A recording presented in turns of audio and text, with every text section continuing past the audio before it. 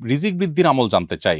রিজিক বৃদ্ধি বা রিজিকের মধ্যে যেন আল্লাহ তাআলা বরকত দান করেন। সেজন্য অনেকগুলো আমল আমরা করতে পারি। এর মধ্যে একটা হলো ঈমান এবং নেক আমল। আল্লাহ তাআলা বলেছেন, ওয়ালাউ আন্না আহলাল কুরা আমানু ওয়াত্তাকাউ লাফাতাহনা আলাইহিম বারাকাতিম মিনাস সামা। যদি কোনো জনপদের লোকেরা ঈমান আনে, তাকওয়া অবলম্বন করে, আল্লাহ তাআলা বলেছেন আসমান থেকেই বরকতের দুয়ার উন্মোচন করবেন। অতএব ঈমান এবং তাকওয়ার চর্চা করা, এটা হলো আমাদের রিজিক বৃদ্ধি এবং রিজিকের বরকতের একটি অন্যতম কারণ। দ্বিতীয়ত হলো ইস্তেগফার করা।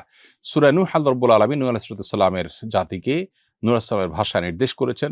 তিনি বলেছেন, ফাকুলতু ইস্তাগফিরু রাব্বাকুম ইন্নাহু কানা গাফফারা। আমি বলেছি আমার জাতিকে তোমরা আল্লাহর কাছে ইস্তেগফার করো, ক্ষমা প্রার্থনা করো, তাহলে কি হবে? আল্লাহ তাআলা বলেছেন তার উপকারিতা বলতে গিয়ে এক পর্যায়ে, ইউমদিদুকুম বিআমওয়ালিন ওয়া বানিন ওয়া ইয়াজআল লাকুম জান্নাতিন ওয়া ইয়াজআল লাকুম আনহারা। তোমাদেরকে সন্তান এবং সম্পদ দিয়ে আল্লাহ তাআলা ধনী করবেন, সচ্ছল করবেন যদি তোমরা ইস্তেগফার করো। এখান থেকে বোঝা গেল বেশি বেশি ইস্তেগফার করাও রিজিকের বরকত এবং রিজিক বৃদ্ধির কারণ।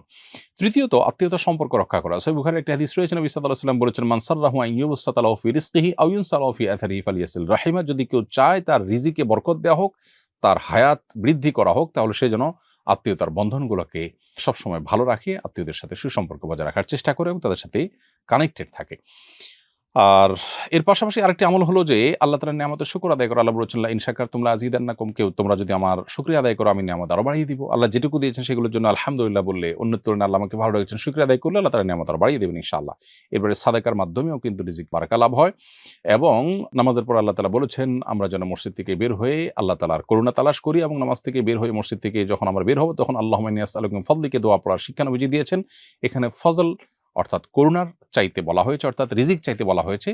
আপনি যখন মসজিদ থেকে বের হওয়ার সময় রিজিক চেয়ে আল্লাহর কাছে বের হবেন এবং আপনার পেশায় আপনি সিরিয়াস হবেন, আন্তরিকতার সাথে কাজ করবেন, আপনার জীবনে বরকত আসবে।